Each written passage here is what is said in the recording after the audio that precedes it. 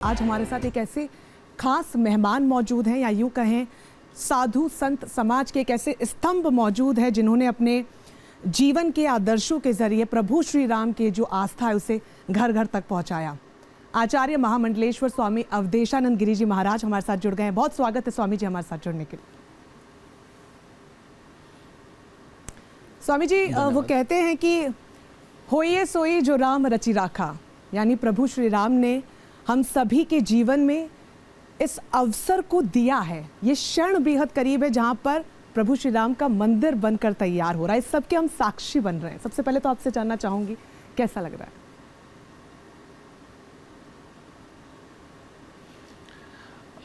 हम सब उल्लसित हैं, आह्लादित हैं, आनंदित हैं। न केवल हम भारतीय अपितु पूरे विश्व भर में जहाँ भी सनातन जगत है, जहाँ भी भारतीय संस्कृति संस्कार उसके विचार और आर्ष परंपरा के अनुयायी हैं, जहाँ भी भारतीयों के प्रति जिनमें आस्था है और जो भारतीय हैं वे इस अवसर की वर्षों से प्रतीक्षा कर रहे थे।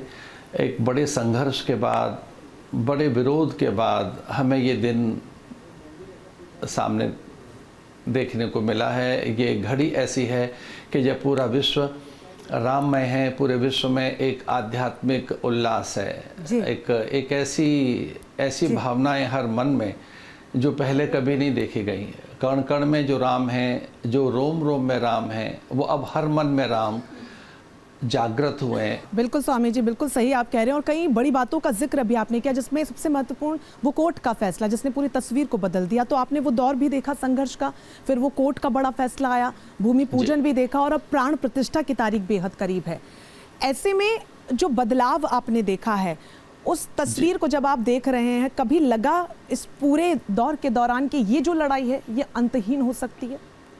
देखिए, आपने मुझसे ठीक प्रश्न किया है। मैं उस दिन का साक्षी हूँ, 7 अक्टूबर 1984 का, जब पहली बार हम लोग राम भक्तों के साथ विश्व हिंदू परिषद के शीर्षस्थ उच्चतम अधिकारियों के साथ बैठे थे अयोध्या में। लगभग 10 लाख राम भक्त वहाँ थे 7 अक्टूबर 1984 के दिन। तब से लेकर राम शिलान्यास का कार्यक्रम, राम ज्योति यात्राएं, उन सब का साक्षी रहा हूँ। परमहंस रामचंद्र दास जी महाराज जो अब नहीं रहे, देवरा बाबा जो ब्रह्मलीन हो गए, मेरे पूज्य गुरुदेव सत्यमित्रानंद जी महाराज, महंत अवैधनाथ जी महाराज जो स्वयं ब्रह्मलीन हो चुके हैं, इन सबके हमने निकटता के साथ दर्शन किए हैं। और इन सब महापुरुषों ने बड़ा संघर्ष किया। सच में हमें नहीं लगता था कि ये साकार होगा, ये अकल्पनीय, अविश्वसनीय लगता था। हमें नहीं लगता था कि हम अपने आँखों से राम मंदिर को बनते हुए देख सकेंगे।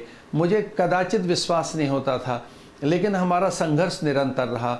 न जाने कितने लोग आए जो यही कहने लगे कि राम का तो कोई अस्तित्व ही नहीं है, राम की कोई सत्ता नहीं है। हम बड़े व्यथित और आहत थे उन दोनों जब कुछ लोग एफिडेविट दे रहे थे, हलफनामा दे रहे थे कि राम नाम का तो कोई अस्तित्व तो है नहीं, राम है तो काल्पनिक है, राम है तो ये तो कोई वास्तविक सत्ता है ही नहीं। मैं तो ये कहना चाहूँगा, जो राम को नकारते हैं वो अपने अस्तित्व को ही नकार रहे हैं, अपनी सत्ता, निजता, अपनी पितृ सत्ता को, अपनी देव सत्ता को, अपनी संस्कृति को, अपनी भारत माता और यहाँ इस वसुंधरा को।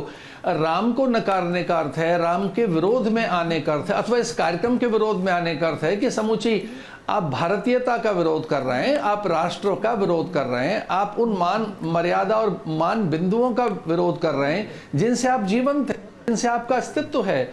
मुझे ये भी बहुत अच्छा लगा कि अब कुछ राजनीतिक दल लगे कि जब समय लगेगा वो जाएंगे, तो धीरे धीरे जब राम की सुध होने आएगी तो निसंदेह वो अपने हित के लिए अयोध्या पहुंचेंगे। और ऐसा करना उचित रहेगा, ऐसा करना कदाचित ये मांगलिक कल्याणकारी होगा सबके लिए, और उनके लिए विशेष तौर पर कि वो राम के पक्ष में खड़े हों। बिल्कुल, हर कोई यहाँ पर चाहता है कि सभी इस शुभ अवसर पर एक साथ हों। और वो अब चौपाई भी है कि राम काज किन्हे बिनो मोहे कहाँ विश्राम, और उसी की परिक्रमणा जो है वो राम राज्य है। और वो तस्वीर जल्दी ही 22 तारीख को हम देखेंगे। स्वामी जी बहुत शुक्रिया न्यूज़ नेशन के साथ जुड़ने के लिए और तमाम सवालों के जवाब देने के लिए।